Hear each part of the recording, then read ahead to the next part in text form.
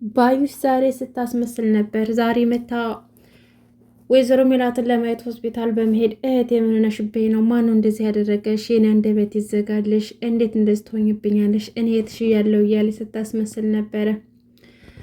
ሀኒቾ ባለማወቅ እንግዲህ ከባድ ችግር ውስጥ ገብታለች። ምክንያቱም እናቷ ሆስፒታል ገብታ እየተሰቃየ ትገኛለች። ቢሆንም ግን በስህተት ባዩሽ የመታችበትን የጠርሙስ እጅ በእጇ ስለነካችው አሻራዋ ይወጣል ተብሎ ይገመታል። አሁን ላይ ፖሊሶች በጥንቃቄ ምርመራ እያካሄዱ ይገኛሉ። እርግብም እናቷ አደጋ ከደረሰባት በኋላ እዛች ቤት ዝር ብላ አታውቅም። ይህም ብቻ አይደለም፣ የወይዘሮ ሜላትን ወርቅ ጌጣጌጦች ሰርቃን ሄደችው። እናም መጀመሪያ ላይ ፖሊሶች መጥተው የተሰረቀ እቃ ወይም ደግሞ የጠፋ ነገር አለው ተብሎ ሲጠየቁ ሚናሴ ምንም የጠፋ ነገር የለም ብሎ ተናግሮ ነበር። ነገር ግን ሰላም እናታቸው መኝታ ክፍል ገብታ ስትፈልግ የእናቷ ጌጣጌጥና ወርቅ እንደሌለ ስታውቅ በጣም ደነገጡ። ማን ሊያደርገው ይችላል? ይሄን ድርጊት ማን ሊፈጽመው ይችላል ብለው ሲያስቡ እርግብ መሆኗን ደረሱበት። እርግብ ልጅ እንዳልሆነች እንደደረሱበት ስታውቅ የእናታቸውን ጌጣጌጥ ሰርቃ ጠፍታለች፣ ተሰውራለች ብለው አምነዋል። እናም አቶ መስፍን ይሄ በቀጥታ ፖሊሶች ጋር ሪፖርት ያደርሳል። ከዛም በኋላ ፖሊሶች ከዛም በመነሳት ምናልባችም የወይዘሮ ሜላት እንደዚህ መሆን የእርግብ እጅ አለበት ብለው ጥርጣሬ ያድሮባቸዋል።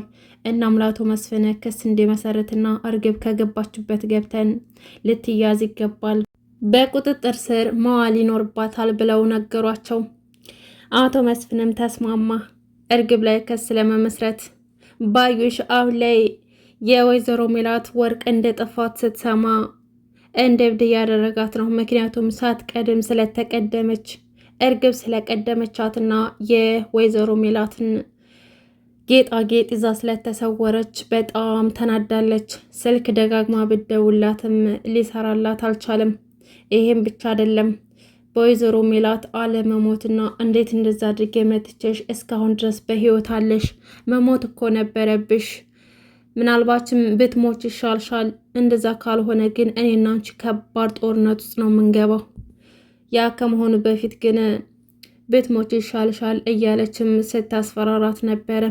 ወይዘሮ ሜላት እስካሁን ራሷን አታውቅም። ራሷን ስታ እንደተኛች ናት ሆስፒታል። እንግዲህ እንደሚታወቀው ጆሮ ደም ለግሷታል።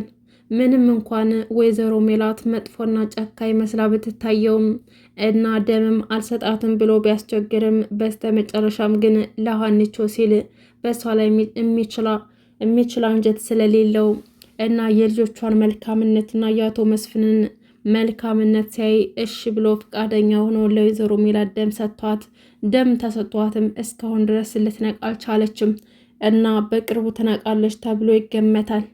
ነገር ግን አሁን ላይ የሁላችንም ፍራቻ ቢኖር ሀና እንግዲህ ባለማወቅ ባዩሽ የመታችባትን ጠርሙስ በእጇ ስላነሳችው ምናልባትም የእጇ አሻራ ይገኛል ተብሎ ይገመታል።